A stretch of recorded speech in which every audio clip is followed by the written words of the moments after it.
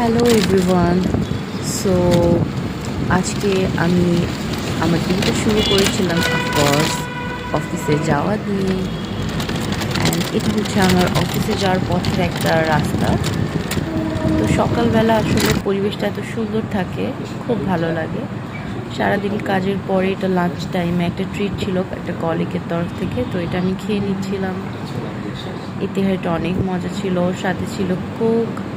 So আমি এটা enjoy করছিলাম। অফিস প্রায় যখন শেষ তখন আর কি ব্যাকআপের জন্য বসেছিলাম, একটু মিউজিক শুনছিলাম। আর অফিস থেকে বের হওয়ার সময় আমি গিয়েছিলাম সততাতে কিছু অর্গ্যানিক ফুডস কিনতে। অ্যান্ড এখানে প্রচুর জ্যাম ছিল। সো সততা থেকে বের হওয়ার পর আমি একটু শান্তিনগর বাজারে গিয়েছিলাম গ্রোসারি শপিং করতে। অ্যান্ড গ্রোসারি শপিং করার পরে I was so tired and I was not able to do vlog. So আজকে এই পর্যন্তই। Thank you.